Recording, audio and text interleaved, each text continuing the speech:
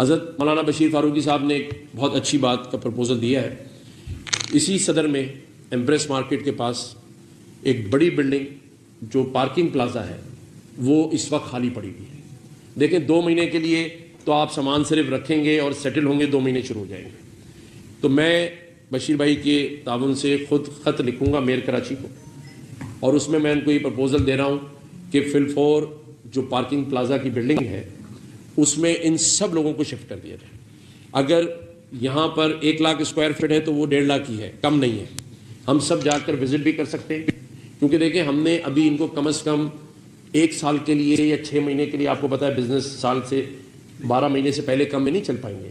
2 مہینے میں تو آپ کسی کی صرف دکان میں سامان رکھیں گے تو اگلا 2 مہینہ شروع ہو جائے گا, تو وہاں پر پھر لڑائیاں شروع ہوں. اس سے پہلے یہ جو پارکنگ پلازا ایمپریس مارکیٹ پر ہے, اگر یہ کل پلازا کے دکانداروں کو دے دیا جائے تو میں سمجھتا ہوں کہ اس پر میئر کراچی مشاورت کر لیں. یہ بھی کوئی سیاسی پوائنٹ اسکورنگ نہیں ہے, بشیر فاروقی صاحب کا پرپوزل ہے. اس سے پہلے ہمارے حاجی رفیق پردیسی بھائی کا پرپوزل موجود ہے کہ کاسٹ ٹو کاسٹ بیسس کے اوپر یہ گل پلازا کو جلد سے جلد بنا سکتے ہیں. چیمبر کو میں نے کہا ہے کہ آپ کمیٹی بنا کے جتنے کراچی کے پلازا ہیں پورے سندھ میں, دیکھیں اب کوئی جان نہ جائے اس کے لیے ہم نے کام کرنا ہے. جو چلی گئی اس کے لیے مغفرت کی دعا کرنی ہے, ان کے والدین سے ہم معافی مانگتے ہیں, اس کے معافی کے طلبگار ہیں. کوتاہیاں میں نے کہا سب سے ہوئی ہیں, کوئی بات نہیں, کوئی جلدی آ گیا, کوئی دیر سے پہنچا, سب کے سب یہی چاہتے تھے کہ آگ بجھ جائے. لیکن یہ اور بات ہے کہ وہ 3 دن بعد بجھی خود بخود. یہ آپ دیکھیں نا 3 دن, یہ لمحہ فکریہ ہے, یہ دنیا کے کسی ایس او پی میں شمار نہیں ہوتا کہ آپ ایک لگی آگ کو 3 دن. میں اس میں یہ نہیں کہتا کہ ہمارے انتظامیہ نے جان کر کے کیے, نہیں, بالکل نہیں. ہمارا سسٹم کہاں خراب ہے اسے فائنڈ آؤٹ کرنا ہے. ہماری اس میں کوتاہی کہاں ہے, مٹیریل نہیں تھا, مینجمنٹ نہیں تھی, وہاں پر جو ضرورت کا سامان تھا وہ نہیں تھا. یہ اس لیے کہ آئندہ وہ سامان موجود ہو. میں نے ریسکیو 1112 کو فون کیا بریگیڈیئر طارق صاحب کو, میں نے کہا وہ کہاں ہیں یونیفارم والے آپ کے لوگ جو اندر گھسے ہیں. دیکھیں نا اندر سے لوگوں کی چیخوں کی آوازیں آ رہی تھیں. جی نماز پڑھ لیجیے جس کو پڑھنی. تو جو لوگ جو کام جن کا ہے ان کو کرنے کی ضرورت ہے.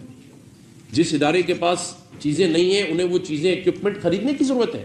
اور اگر آپ کو اس میں کوئی ایشو ہے, میں کہتا ہوں چیمبر کے ساتھ آپ رابطہ کریں, آپ ان کو بہترین قسم کا اکوپمنٹ امپورٹ کرا کے دیں, پیسے سے حکومت دے, نہیں دیتی وفاق سے ہم دلائیں گے, ایف بی آر سے دلائیں گے.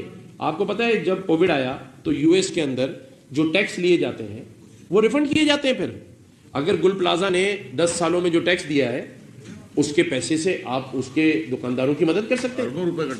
اربوں روپے دیکھیں نا, آپ کو صرف ریفنڈ دینا ہے, جس کا ہے اس کو آج ضرورت ہے, ٹھیک ہے نا. اس کے لیے بھی ہم وفاق کو خط لکھیں گے, وزیر اعظم پاکستان کے ساتھ میٹنگ کریں گے. دیکھیں میں بات بڑے دل سے کر رہا ہوں, مجھے کوئی اس وقت پرواہ نہیں تھی کہ لوگ مجھ پہ مشتعل ہوں, مجھے کوئی پرواہ نہیں تھی کہ بلڈنگ کا ٹکڑا مجھ پہ گر جائے. میں اللہ کو حاضر ناظر جان کے کہتا ہوں یہ گواہیں, 2 بار انہوں نے مجھے کھینچ کے ہٹایا کہ یہاں سے ہٹے, اوپر سے جنریٹر گر رہے ہیں. ہم وہیں کھڑے تھے جو اسپاٹ پہ کام ہو رہا تھا, ایک گاڑی ٹرک کے لیے ہم نے فون کیے, وہاں کھڑے ہو کے میں نے 35 ٹیلی فون کالز کی, 35. اور میں نے جیسے کہا کہ 2 دن سے میں نہیں سویا, کیونکہ مجھے اپنے بچے نظر آ رہے تھے. میں سوچ رہا تھا میری فیملی بھی اندر ہو سکتی ہے. میں یہ سوچ رہا تھا کہ جس کی فیملیز ہیں وہ بھی ہماری فیملیز ہیں نا, جو اندر سے چیخو پکار کی آوازیں آ رہی تھیں. جو لوگ آتے تھے اور مجھے کان پہ فون لگا دیتے تھے, وہ کہتے تھے مجھے نکالنے باہر, وہ کانوں میں سنی ہے میں نے, کیونکہ میں جس ٹائم پر پہنچا ہوں اس وقت یہ معاملات اندر پیک پر تھے, لیکن لوگ زندہ تھے اندر. لیکن جس طرح باقی لوگ بے بس تھے, مجبور تھے, میں نے وہ ماؤں کی آنکھوں میں آنسو گرتے دیکھے لڑیوں کی طرح.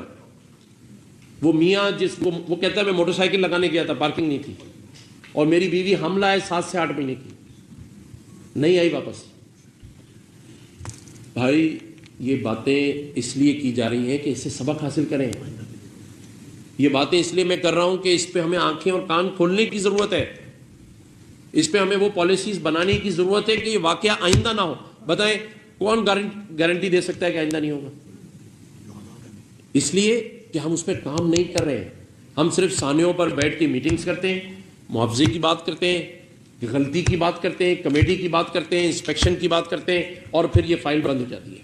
یہ فائل بند نہیں ہوگی, اب یہ نہیں بند ہوگی, یہ بند نہیں ہوگی. میں آپ کو صحیح بتا رہا ہوں, اگر یہ فائل بند ہوئی تو پھر سیاست ختم کر دینی چاہیے. میں تو کم از کم ریزائن دے کے چلا جاؤں. خدا کی قسم, میں اللہ کو حاضر ناظر جان کر کہہ رہا ہوں, جو عذاب اللہ ہمیں دے گا نا قبر میں, کہ تمہیں منصبوں پہ بٹھایا تھا, تم لوگوں کی جانوں سے کھیلتے رہے ہو. کیسا ہے یار یہ؟ آپ کے اپنے اوپر رکھ کے سوچو بھائی, اگر آپ کی فیملی کے ممبرز اندر ہوتے, چیخ رہے ہوتے اور آپ باہر کھڑے ہوتے, پاگل ہو جاتے آپ دیواروں سے سر مار دیتے. میں جانتا ہوں, میں نے لوگوں کو پیار کر کر کے سینوں سے لگایا ہوا, ان کو ٹھنڈا کیا ہے, ان کو کہا ہے کہ نہیں انشاءاللہ ہم نکال لیں گے. لیکن یہ چیخیں, یہ پکاریں میری 2 دن سے میرے دماغوں میں گونج رہی ہیں کہ یہ کیا ہے, یہ کیوں ہے, اور ہم بے بس کیوں ہیں. یہ شہر کراچی یتیم تو نہیں ہے. مجھ سمیت آپ سب جو بیٹھے ہیں, اس ملک کا 70% ٹیکس یہ شہر دیتا ہے, اور صوبے کا 95%. ہاں پھر تو کیا کیا ہے؟ کوئی چوری تو نہیں کی, کوئی ڈاکہ تو نہیں ڈالا. تو میں مجبور کیوں ہوں, میں کیوں ایسے ہاتھ پھیلا رہا ہوں؟ اس لیے کہ میں کمزور ہوں, میں کما کے دے رہا ہوں, میں کمانے میں مصروف ہوں, اس لیے میری داد رساسی نہیں ہے. لیکن میں اپنی بات کو کنکلوڈ کرتے ہوئے صرف یہ کہوں گا کہ جو ادارے وہاں کام کر رہے تھے, کوشش سب نے کی, لیکن یہ ایسی کوشش تھی جو میں کر رہا تھا. ایک کوشش وہ ہوتی ہے جو پروفیشنل ادارہ فلی اکوپڈ ہو, اس کے پاس سامان ہو, اس کے پاس ساری چیزیں موجود ہوں, اس کا رزلٹ کچھ اور آتا ہے. تو کسی کی کوشش پر کوئی میں نے انگلی نہیں اٹھائی, چاہے فائر بریگیڈ کے لوگ تھے, شہادت ہوئی.